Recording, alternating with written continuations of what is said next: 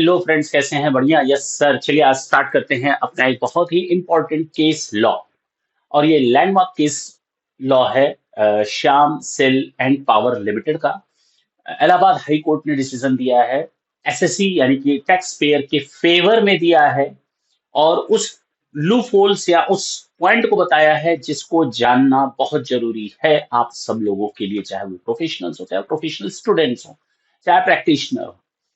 मैं इस case law को आपको एज ए स्टोरी डिटेलिंग करूंगा ताकि आपके दिमाग में ये एक स्टोरी कहानी की तरह, मतलब ये पूरा का पूरा केस लॉ एक कहानी की तरह आपके दिमाग में सेट हो जाए। तो चलिए स्टार्ट करते हैं Shyam Sel and power limited का केस। क्या था इस केस में? मैंने कहा मैं एज ए स्टोरी आपको बताऊंगा। एक बार की बात है, लोहे और स्टील का एक बहुत बड़ा व्यापारी था जिसका नाम था Shyam Sel and power limited. Company का एकदम सीधा साधा काम था, माल बेचना, जीएसटी इनवॉइस देना, ई वे बिल को इशू करना। एक दिन कंपनी ने यूपी के एक रजिस्टर्ड डीलर को माल बेचा। सब कुछ परफेक्ट कंप्लायंट में था, टैक्स इनवॉइस था, ई वे बिल था, कंसाइनमेंट नोट था, सारी चीजें। ट्रक आराम से हाईवे पर दौड़ रहा था, लेकिन तभी जीएसटी ऑफिसर रास्ते के बीच में आ गया और ट्रक को रोक लिया। रुक, तेरा वेरिफिकेशन होगा, सारे डॉक्यूमेंट चेक करेंगे तेरे। उन्होंने चेक किया, इनवॉइस सही, गुड सही, कंसाइनमेंट नोट भी सही। लेकिन तभी ऑफिसर की नजर सिस्टम के एक पॉइंट पर गई जहां पर वो जोर से बोले, अरे अरे अरे अरे, ये तो बिना ई वे बिल के जा रहा है। अरे साहब, ई वे बिल है। अरे ये वो ई वे बिल है जो कैंसिल हो चुका है। ई वे बिल तो सामने वाले ने कैंसिल कर ही दिया था। किसने? बायर ने।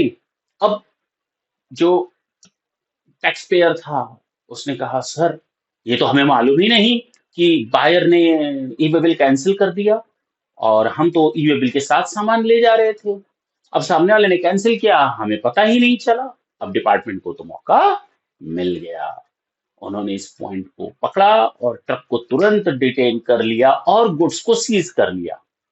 देखिए, दो सेक्शंस आपको अब यहाँ पर आपके दिमाग में रखने पड़ेंगे, सेक्शन 129 और सेक्शन 130।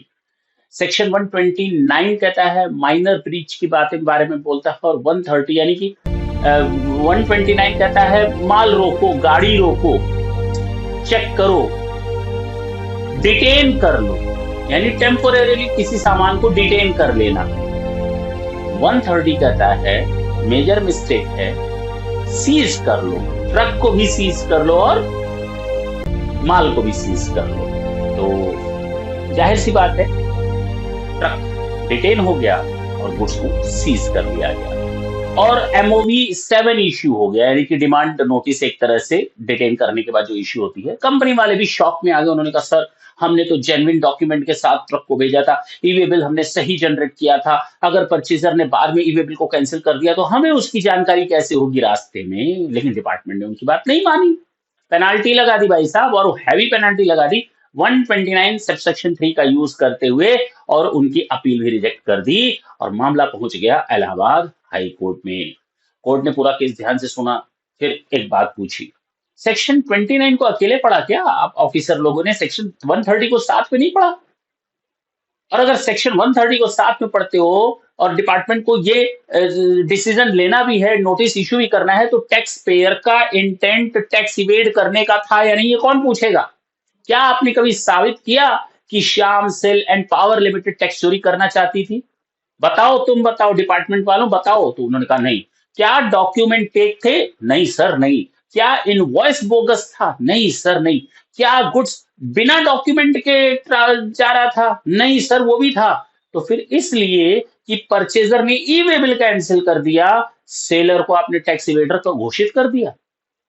कोर्ट ने कहा, क्या कहा? ये एक माइनर ब्रीच है भाई साहब, और जब टैक्स इवेड करने का इंटेंशन है ही नहीं तो सेक्शन 129 की भारी पेनाल्टी प्रोसीडिंग शुरू होनी ही नहीं चाहिए थी। आप इस पर गलत है।